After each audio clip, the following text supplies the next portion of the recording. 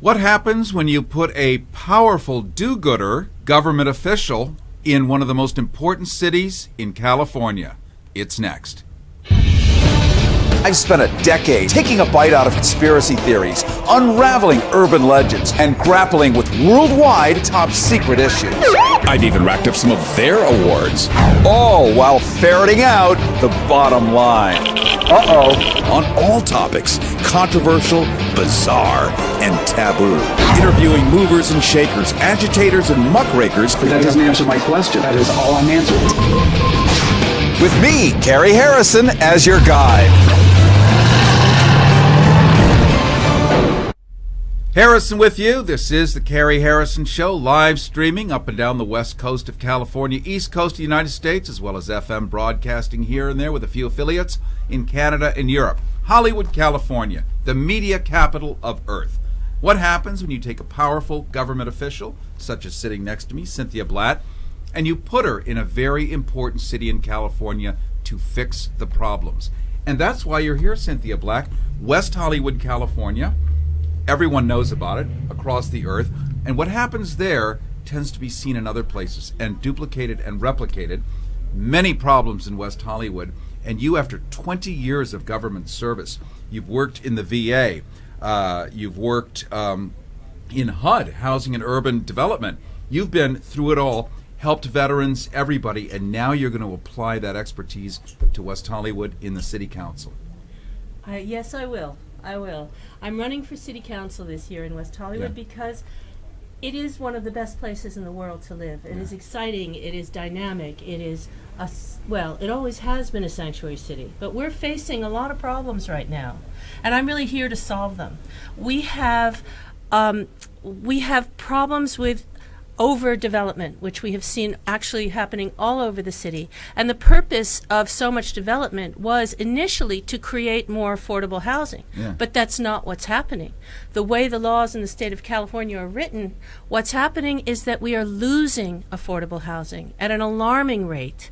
And people that are stably housed are being kicked out of their homes. And there really needs to be something done about this. So what happened with me is I started to get involved in my community a few years ago, looking at the kinds of problems that we were seeing with the overdevelopment, with too much traffic, so that our streets become gridlocked, so it becomes difficult for people to come to our wonderful city because there's no place to park and they can't get from one end of it to another, and it's 1.89 square miles. And let me just point out, if you happen to live in West Hollywood, you know exactly what Cynthia Blatt is talking about. You cannot move a car. Now, you're saying, well, why not just take any of our sleek light rail systems through Los Angeles and bypass, because there isn't any. So it has become a car culture, and when you cannot get the car through a tiny city, the size of Key West, by the way, you're screwed. And then the rents skyrocket up to $3,000 for a one-bedroom box. This is West Hollywood. And so it's a real problem. And part of what you've done, Cynthia Blatt, over decades is you've been responsible, and I'm just going to read it verbatim, to protect the public trust, which means you've been the gatekeeper of not letting people steal public money.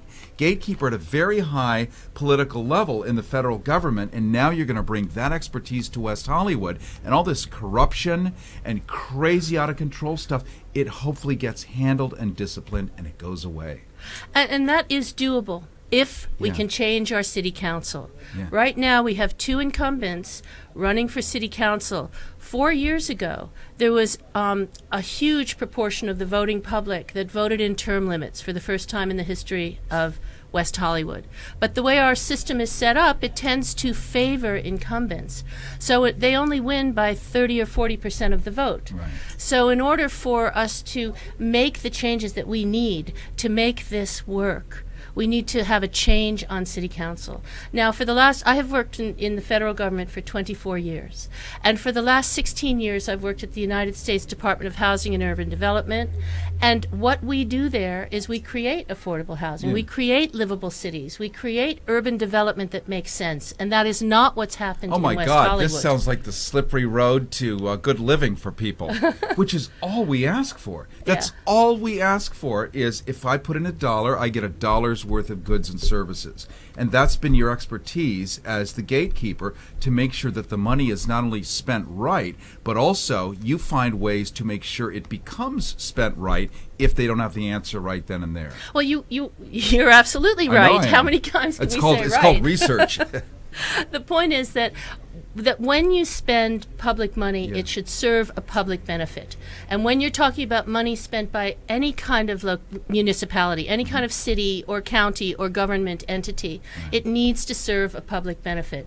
And that's the appropriate place for it. And we need to work in conjunction with the private sector, because without the private sector, we don't have the profit to make all of the things happen, all the retail and all of the things happen that we need. Right. So it needs to be a reasonable combination of both. And I know how to put those together. I've worked in public-private partnerships. The government likes public-private partnerships. It's in the Constitution, by the way. Is it? It's meant to be that way. In the Declaration of Independence, when we wrote this, two of my ancestors signed that document to King George III, and part of the argument was that he was restricting the opportunity for us to do trade. And so it's actually in the Constitution that part of the government function is to open up trade routes domestically Right. and internationally.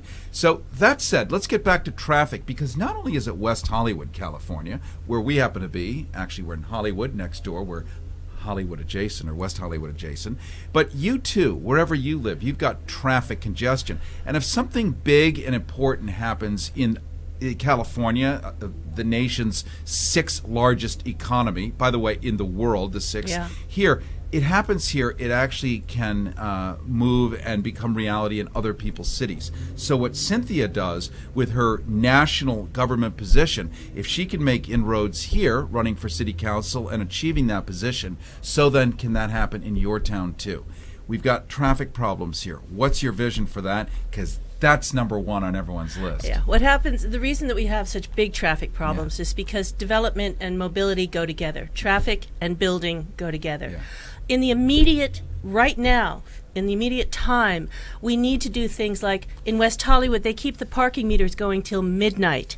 And as hard as we have tried to get those parking meters stopped at 6 p.m. so people can park their cars and go to our bars and our restaurants and nightclubs, the city council will not vote for that. We should have free parking in our municipal garages. Hey, I'm a resident of West Hollywood.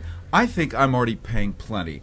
I deserve to be able to park in my own city and service my own restaurants. That's my opinion. And what about you and your guests who come to visit? Guests. That's right. I don't want to be a hermit. I want to have guests. That's right.